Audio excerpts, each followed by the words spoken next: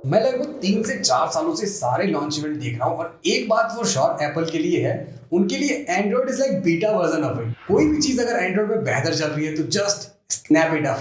Hi everyone, मेरा नाम है भावेश राय और इस वाले वीडियो में बात करेंगे बेस्ट फीचर जो इंट्रोड्यूस हुए iOS 14 में वर्सेस एंड्रॉइड 11 की जो बेस्ट फीचर्स हैं। और साथ में मैं आपको बताऊंगा किधर का माल किधर के। वैसे मूवी देखी आपने ये वाली अक्षय कुमार की? वीडियो शुरू करते हैं।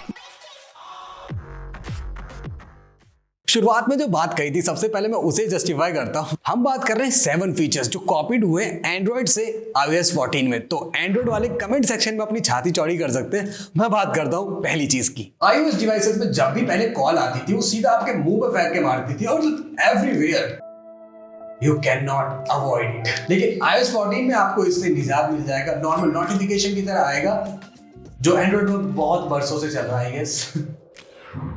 फाइनली विजेट्स का ऑप्शन आ गया आपको आईफोन के अंदर। वैसे एक चीज थी, पहले किसी का भी आईफोन उठा लो आपको डिफरेंस ही नहीं पता चलेगा क्योंकि सेम आइकन होते थे और 90% लोग सेम वॉलपेपर जो डिफॉल्ट वन होता था वही यूज करते थे। चलो अब विजिट के बहाने ही थोड़ा सा डिस्टिंग्विश देखने को मिलेगा। मैं बात कर रहा हूँ जितने फीड में आपके विजिट्स होते थे अब आप इसको नॉर्मली होम स्क्रीन में कॉपी कर सकते हो, लेकिन अभी भी आपको ज्यादा कस्टमाइजेशन देखने को नहीं मिलेगा कि आप साइज को रिसाइज कर सकते हो। जो डिफॉल्ट कुछ दी गई है आप अभी भी वही कर सकते हो। और लिटरली मैं बता रहा हूँ, लिटरली मुझे याद नहीं है कि कौन से एंड्रॉइड में ये यूज हुआ था। मतलब मुझे लग रहा है कि एंड्रॉइड आया ही इसी के साथ था। क्या कहते हो आप लोगों को याद है कि विजेट आपने एंड्रॉइड में फर्स्ट टाइम कौन से एंड्रॉइड में यूज किया था? मतलब मैंने तो जो फर्स्ट ही यूज किया था उसी में यूज किया था। अच्छा, मैं जानना चाहता हूँ सबसे पहला आपने iOS का कौन सा वर्जन या एंड्रॉइड का कौन सा वर्जन यूज किया है? मतलब जो सबसे फर्स्ट वन था एंड्रॉइड डिवाइस। अच्छा, डिवाइस का नाम जरूर बताना। चलो इसी बहाने कुछ कस्टमाइजेशन तो मिलेगी iOS डिवाइस को। अब अगली चीज है ऐप लाइब्रेरी, जो एंड्रॉइड में आपको बेसिकली मेन्यू आइकन होता है जिसमें आप स्क्रॉल करते ही तुरंत आप अपने ऐप के पास पहुंच जाते हो और बहुत इजीली आप ऐप को अप्रोच कर लेते हो। बेसिकली आज में दिक्कत ये होती थी बहुत ज्यादा, जब आप ऐप इंस्टॉल कर लेते हो ना तो आपको स्क्रॉल करते करते आपको दिन बीत जाते थे मतलब। लेकिन अब फाइनली वैसे मुझे लगता है ये वाला फीचर तो यार iOS के शुरुआती वर्जन में ही होना चाहिए था। मतलब क्यों नहीं? अच्छी चीज ये है आप जिगल ऑप्शन में जाके अपने पेज को हाइड कर सकते हो और आप तुरंत ऐप लाइब्रेरी की तरफ स्क्रॉल कर सकते हो। तो काम की एप्स रखो, बेसिकली काइंड ऑफ कह सकते हो कि मेन्यू आइकन है वो भी अभी भी दूर है। मतलब अभी भी मुझे लगता है अगर एक स्वाइप जीसर दे दें ये लोग वो बहुत बेहतर होगा। इवन आपको ऐप लाइब्रेरी में एक सजेशन देखने को मिलता है जो नॉर्मली टाइम के बेस के हिसाब से आप कौन सा ऐप इस वक्त चलाते हो तो आपको रिकमेंडेशन देगा, जो कि अच्छी चीज है। और ये चीज भी बहुत पहले से मतलब हर बार कहने की जरूरत नहीं पड़े मुझे ये लाइन यार, ये बात अब अंडरस्टूड है, ठीक है। उनके असिस्टेंट सिरी में एक बहुत बड़ा चेंज आया है कि अब आपको काफी क्लीन यूआई के साथ देखने को मिलता है। मतलब अब पूरी स्क्रीन कवर नहीं करेगा। I don't know Google assistant से क्या रैंक होल्ड करते हैं, लेकिन पहले के टाइम पर तो मैडम पीछे ही थी। साथ में अगर कोई छोटी मोटी चीजें पूछोगे तो आपको एक नोटिफिकेशन के तौर पर देगा, तो पूरी स्क्रीन आपकी नहीं खाएगा, जो एक बहुत अच्छा चीज है और बहुत अच्छा फीचर। अब बात करते हैं एक नाकाम कोशिश जो एप्पल कंटिन्यूअसली मेहनत किए जा रहा है उस चीज के ऊपर और काफी बेहतर भी हुआ है। एप्पल मैप की बात कर रहा हूं मैं। इवन आईफोन वाले गूगल मैप पे भरोसा करते हैं, लेकिन मेन बात यह है कि अब नॉर्मल साइकिल और बाइकर्स को भी सपोर्ट मिल गया है। तो जो गली वाली आड़ी टेढ़ी होती है जो सिर्फ बाइकर्स या साइकिल वालों के लिए होती है, वो दरवाजे भी खुल गए हैं एप्पल मैप के ऊपर। और साथ में स्पीड लिमिट का भी बैरियर आपको शो होता है, जो कि होता था मतलब। ओके, नेक्स्ट PIP, जिन लोगों को नहीं पता, पिक्चर इन पिक्चर। जब भी आप MX प्लेयर या ऐसे कोई वीडियो प्लेयर चलाते हो या वीडियोस चलाते हो या नॉर्मल अगर आप व्हाट्सएप वीडियो कॉलिंग भी करते हो ना, उस वक्त अगर आपकी जो स्क्रीन है छोटी मिनिमाइज हो जाती थी, उसी को बोलते हैं पिक्चर इन पिक्चर। अब ये ऑफिशियली तौर पर आपको ये दोनों जगह मौजूद है।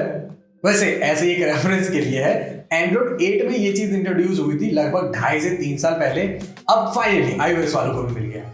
और सीरी के अंदर आपको एप्पल ट्रांसलेट का भी ऑप्शन मिल गया है। मतलब गूगल ट्रांसलेट, ठीक नहीं बात करनी ना, हाँ आप इसमें 15 भाषाओं को ट्रांसलेट कर सकते हो और बढ़िया कम्युनिकेशन कर सकते हो।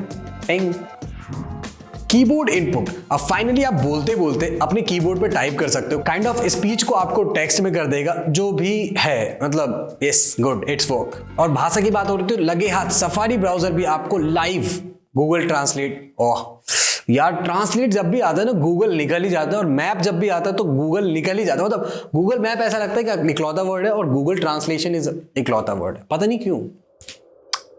तुम्हारे साथ भी होता है क्या? इसका मतलब आप किसी वेबसाइट पेज को किसी में भी कन्वर्ट कर सकते हो, काइंड ऑफ सेम जो गूगल क्रोम में पता नहीं कब से है।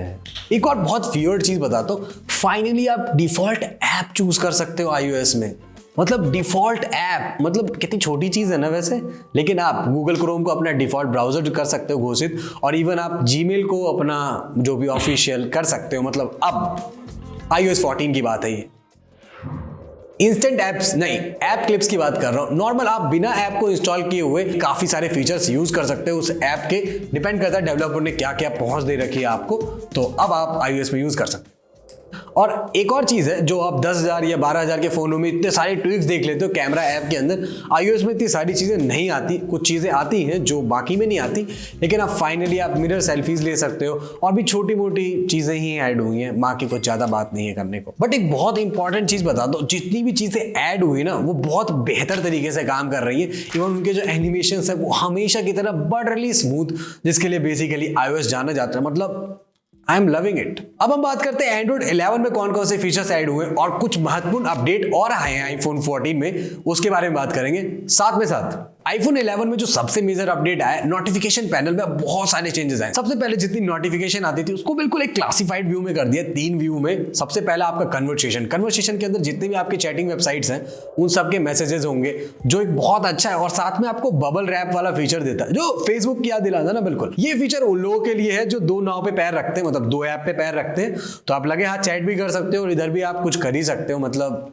और इसमें आपको डिफरेंट ट्विक की मदद से और कस्टमाइज कर सकते हो। और आईफोन 14 में एक सबसे बड़ा feature With so many active conversations, sometimes it can be tough to get to the ones that are most important to you. So we are introducing a new way to let you stay connected to your most important conversations by letting you pin them. Definitely यार, मुझे ये वाला feature बहुत अच्छा लगा। साथ में UI इतना प्यारा लगा मुझे। अगर वहां पर कोई टाइप कर रहा होगा तो यहाँ पर भी रिफ्लेक्ट होगा, जो बहुत अच्छी चीज लगी। इवन ग्रुप के साथ भी बहुत कस्टमाइजेशन ऐड की है।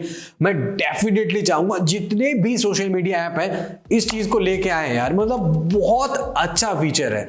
वैसे आज के टाइम पर तो प्राइवेसी बहुत मैटर करती है, तो दोनों ही कंपनियां बराबर लगातार मेहनत कर रही है अपने आप को सिक्योर करने में। अगर मैं एंड्रॉइड की बात करता हूं तो परमिशंस की सेटिंग्स में काफी बदलाव किए गए। अगर आप किसी ऐप को 2 बार लगातार डिनाई करते हो किसी परमिशन के लिए, तो उसको परमानेंटली ब्लॉक कर दिया जाता है। मतलब बहुत अच्छी चीज है।